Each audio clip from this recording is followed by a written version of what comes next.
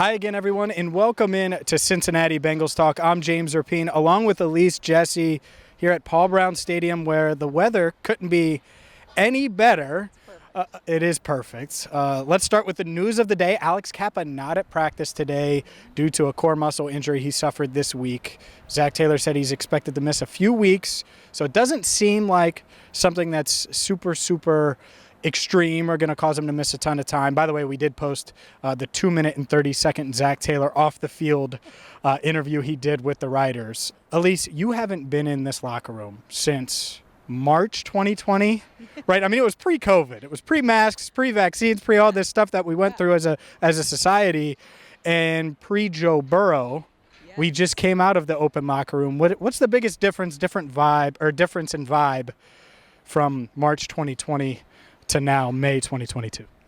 Everything. The last big sports event that I was in person for was the Combine. That was Joe Burrow's Combine. So I was down in the scrum with all of the other reporters and just listening to Joe Burrow on the podium.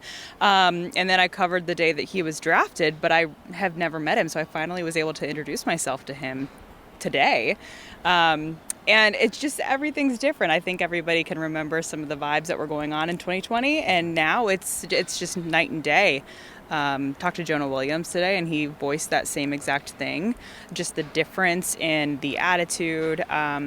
Everyone seems like they're getting along. Of course, this time of year, it's hard not to get along because it's such lighthearted. Everyone's, just working on their bodies a little bit more. You're not in the grind of the season. So this is one of my favorite times of the year. For sure. And I do think that there's something with this vibe. This is my first Zach Taylor open locker room. I didn't get those. I wasn't in town in 2020. But from Joe, who was approachable, both of us went up and talked to him, to Jamar. I mean, you're talking about these stars. They're not ducking into the training room and doing all of those things. They're talking. And so I think that's the part is I think these young guys, especially the ones that are coming from the LSUs and the Clemsons, and they're used to it. Even Jackson Carman did talk today, which I think is a step because I wasn't sure if he was going to talk at all until camp, given what came out about him a few months ago. Well, and I asked Joe when I introduced myself today, I asked him because this is his first time being in the NFL where he has 20 people in the locker room while they're all, out of practice and sweaty and doing whatever they're doing. And I asked him how that was for him. That's a big transition because before it was just their team that was allowed in the locker room, obviously, and coaches. He, of course, said that it was weird. He seems like more of a guy who likes to, it's kind of the AJ Green type of thing where he likes to just stay with his family, stay with his own little small group of people, stay home, not someone who goes out. Yeah. Of course, for him it would be weird, but I think that everyone did a really good job today. I mean, compared to locker rooms past, everyone was very approachable, everyone seemed great, and in good spirits, which, I mean, coming off of a Super Bowl run, how is it, you're not going to not be in good spirits once the season comes back, right? You're with your guys, your teammates. It's a good time of year. And that's a big part of it. It is worth noting Jesse Bates wasn't here again, even though I do think he is back in Fort Wayne, Indiana. I know he's training in Florida. I'm trying to think. Trey Hendrickson was also not here, but that was the case. That's what we expect. So I figured I would note that. Dax Hill did take first-team reps at safety again. And the crazy part is, Elise, as I was watching practice, there aren't many roster battles or starting jobs available. The one available is punter. And I think it's one our viewers care about. And so Drew Chrisman and Kevin Huber did punt, and we'll have some highlights of those two guys punting. But that is one of the lone open roster battles on this team. Yeah, and you know what? That's a very good problem to have, I think, for a team when you have continuity and you know who is going to start, who's going to be second, third string, and those guys can really go into the season with the mentality of how many reps they're going to get. They know exactly what they're supposed to do. I think it allows the starters to play a lot faster when they know exactly what to expect. So in my opinion, that's a great thing to only have the punting position as the one competitive spot on the roster. Yeah. As far as injuries go, I'm trying to think. Logan Wilson was working, didn't do everything with the linebackers, but was in there.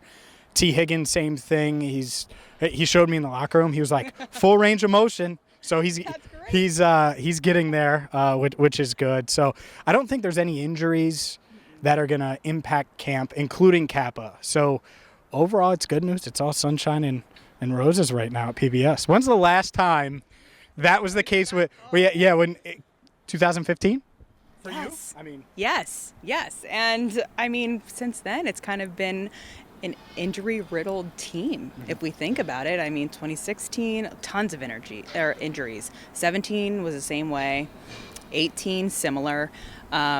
And now they're healthy. Obviously, the biggest goal right now, I think, for the players is to make sure that their nutrition is on point so they can prepare their bodies because the season is so long, especially offensive linemen, for example. You know, when you have a quarterback like Joe Burrow who extends plays as much as he does, they've got to hold their guys for as long as possible. So their bodies have got to be in tip-top shape. They cannot be eating fried chicken every week. I mean, it's not the time to be doing that. Most of them said that, you know, they're taking care of their nutrition already, doing the massages and doing all of that stuff to keep their body right, to prepare it correctly, to make sure that they don't have injuries when the season does start, because their bodies basically hurt from August to February. did you give them any advice from a nutrition standpoint? Because you eat a hell of a lot healthier than I do. I was Jackson Carman mentioned cauliflower pizza, and he said, and he said vegetarian sausage, and I was like, you really eat that? And I said another word, and yeah, he does. What? I would prefer the real sausage versus vegetarian sausage. To be honest with you, I'm a steak type of person, real meat. But if that's his thing, that's his thing. If his body feels good eating that, then I'm all for it.